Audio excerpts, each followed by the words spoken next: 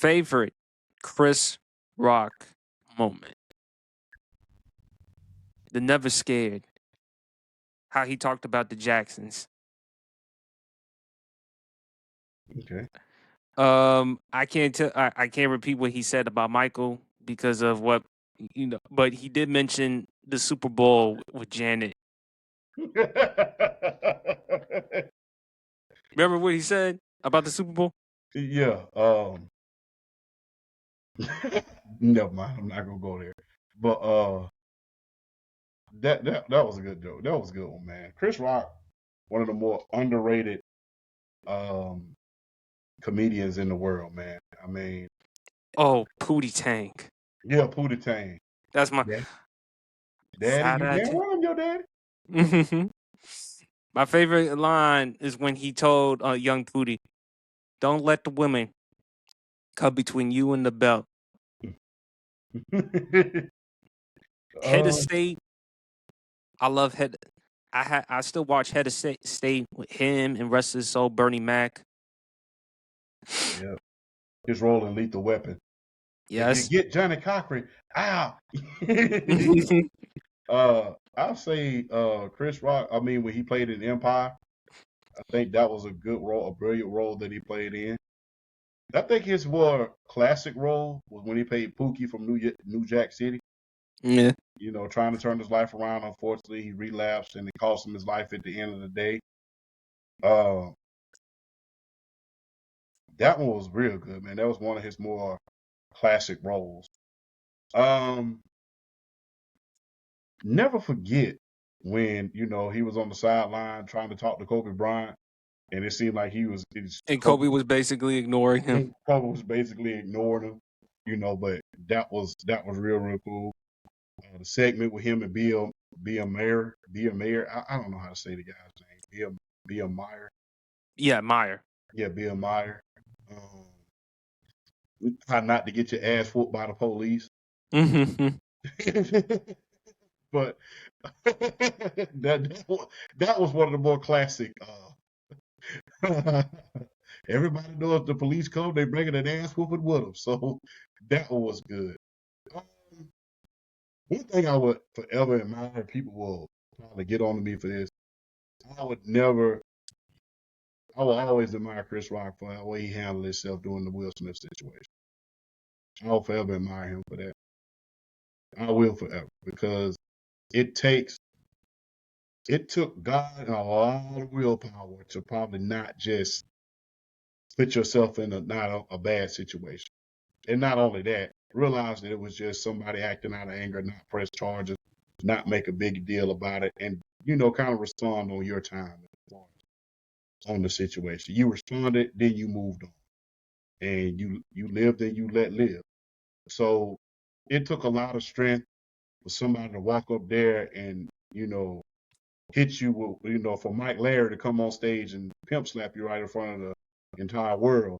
But it takes the bigger person to say, hey, I realize that we get to fighting on this stage, what's going to happen with us being two African American men. I realize what's going to happen. Let me not go there. Made a big ass joke about it, and made a big old joke about it. And while he was on stage, it said, that's one of the most exciting things that ever happened in television. And then he moved on. But I'll forever admire him for that, man, because that took a lot of strength that I know I don't have. I'm just going to be very, very honest. Strength that I know I don't have. And unfortunately, had that been me, win, lose, or draw, we got the hook about this. You just ain't going to embarrass me. In the great words of Damon Wayans, when he fought in the Great White Hype, you trying to embarrass me on TV? So, but, I mean, or in the great words of Shannon Sharp, it's on site. All of his stand-ups are very, very good. All of his stand-ups are very, very good. And like I said, one of the most underrated guys as far as comedian is concerned. I never forget when he hosted the VMAs.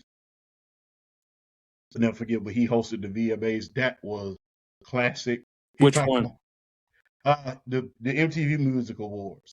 No, which year? Because he hosted multiple VMAs. I think it was 1999. I think it was that one when he got on stage and said when a certain artist had this album called Forever. Oh, Yeah.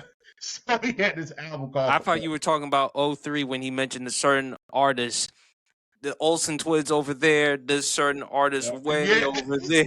Yeah. So, but the first guy, you know, one of the former hip hop moguls he was talking about, he got an album named Forever.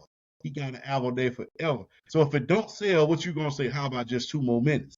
So that one was good as well. So Chris Rock, everybody hates Chris. That was a hell of a show that he had to narrate his life. And look, let's not forget Little Penny. Yes. Little Penny, man, a cult classic. Cobra, you left my toothbrush at my house.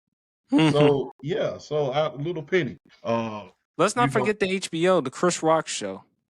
Yeah, HBO was great to comedians. I've said this before and I'll say it again. HBO was to comedians what podcasting is to us sports guys. It gave us a whole new avenue because you think about guys who went to HBO and got their own special.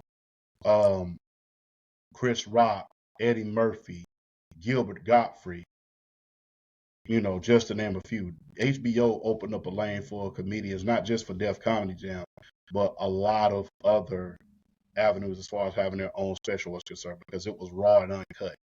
So Chris Rock, man, did a lot of great things. Oh yeah, let's not forget that song that he made, I Love Champagne. No Sex in the Champagne Room? No Sex in the Champagne Room. I remember he made that I Love Champagne where you know he was rapping on Rockbox, Run DMC. Shake the glass, shake the glass, shake the glass, shake the glass. So a lot of good Chris Rock moments, man. And thank you for being part of my adulthood and my childhood because I watched a lot of your shows. And like I said, the most memorable Chris Rock moment has to be New Jack City. I agree.